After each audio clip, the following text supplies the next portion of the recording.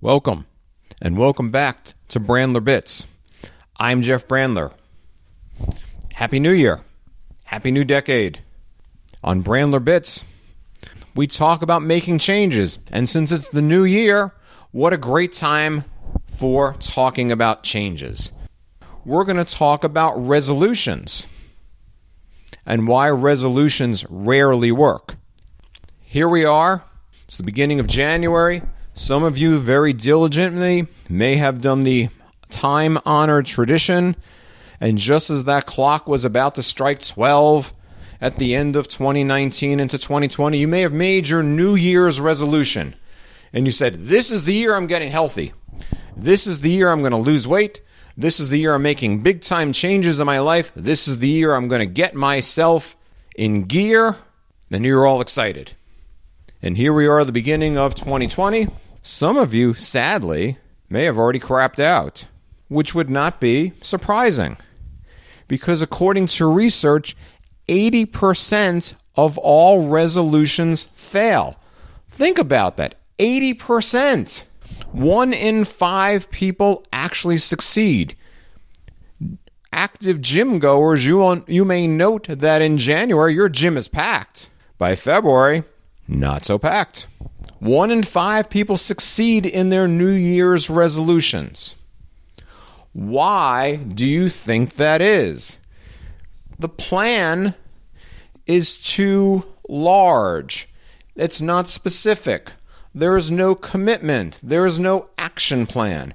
So if I want to lose weight, my first obstacle becomes the all-you-can-eat buffet, and I go to hell in a handbasket.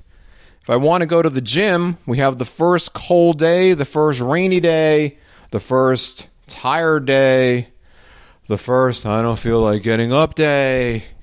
We have the I'm really not feeling well day. And we go back around. And one failure in behavior leads to feeling like a failure, not being a failure, but feeling like a failure, which leads to the next failure and the next failure. And then the learned helplessness kicks in, and I'll never get this right, and I'll never succeed at this, and I'm always going to be fat, smoking, drinking, out of shape, blah, blah, blah, blah, blah. And on it goes. Remember, 1 in 5. Find a way to succeed at this. Because what happens when people make resolutions, they haven't come up with a strategy. So I am going to suggest some strategies. You could decide to do a weight loss plan for the first few weeks of January. Take it for a test drive. Decide where the obstacles are. Decide what days are hardest, what meals are hardest.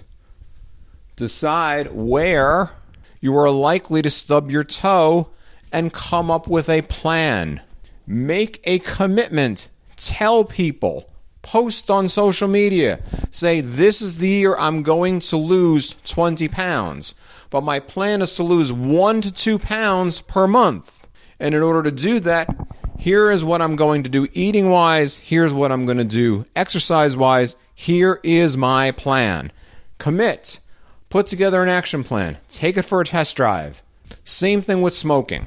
If you wanted to stop smoking, instead of going cold turkey right off the bat, cut back. Start at 20 cigarettes if you're smoking a pack a day. Cut back to 18. Cut back to 16. Cut back to 14. Identify. Where's the hot spots? Where does the stress kick in?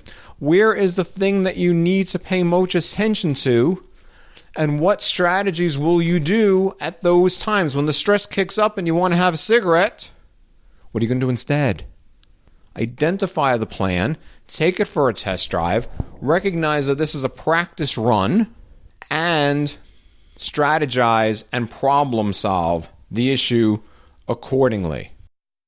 You can always do a piece of the goal. I want to start working on exercise. Okay, let me go to the gym once. Not once a week. Not 3 times a week. 6 times a week. How about once? You can't go twice till you go once. Go once. If you have a successful experience, go again, and go again, and go again. Strategize, again, how you're going to do this. Are you a morning exerciser, an evening exerciser? Are you going to be likely to get up at 6 o'clock in the morning in the middle of the winter? Or are you going to be best served going to the gym after work before you go home? What works best for your rhythms, for your plans?